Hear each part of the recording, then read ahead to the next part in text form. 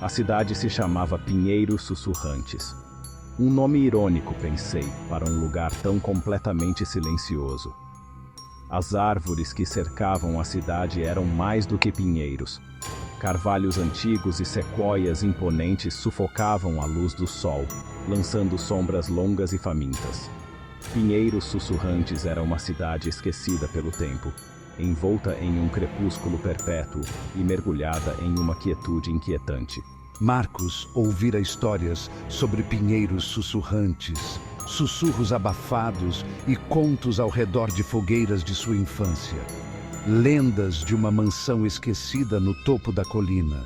Suas janelas, como olhos vazios que observavam a cidade. Diziam que era mal assombrada, a fonte de uma inquietação crescente que permeava a cidade como névoa. Ninguém chegava perto da mansão. Ninguém ousava. Marcos, no entanto, nunca foi de fugir de um desafio. Estacionei meu jipe na entrada da cidade. O único som era o barulho do cascalho sob os pneus. O silêncio me oprimia, denso e pesado. Era o silêncio de uma respiração presa, de segredos guardados por muito tempo. Era o silêncio de uma cidade prendendo a respiração, me observando, esperando. Tudo começou com um desafio, uma aposta de bêbado em um bar mal iluminado a quilômetros de distância. Ninguém que entra lá sai o mesmo, disse o velho barman com a voz rouca, pouco mais que um estertor. Dizem que a mansão, ela os reivindica, os leva embora. Marcos riu, virando mais um copo de uísque. Casas mal assombradas eram para crianças e histórias de fantasmas eram para se aquecer perto da fogueira. Ele zombou da ideia, seu ceticismo alimentado pela coragem líquida. Ele provaria que as velhas histórias estavam erradas.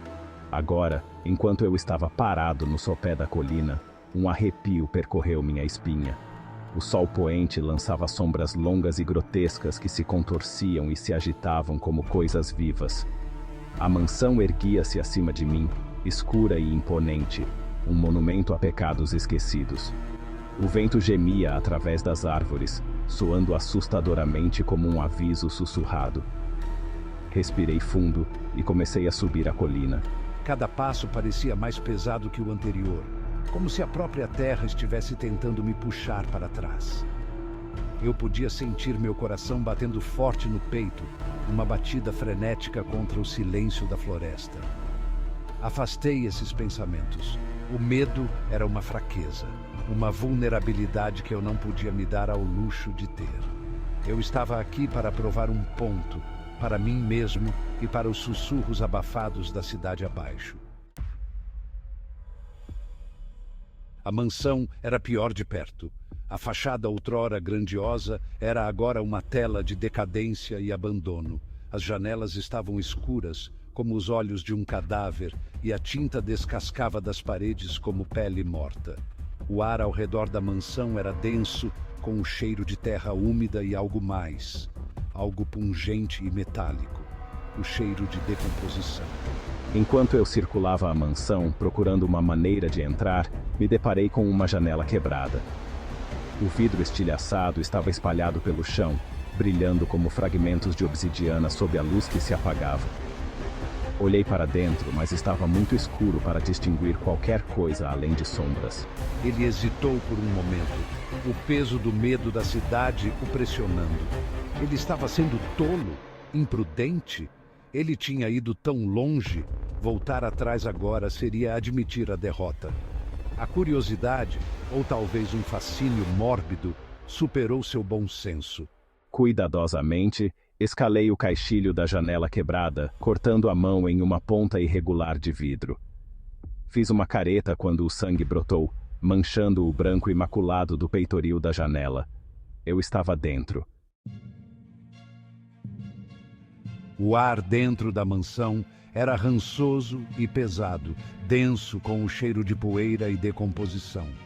Era como entrar em um túmulo, o próprio ar carregado de memórias esquecidas e tristeza persistente.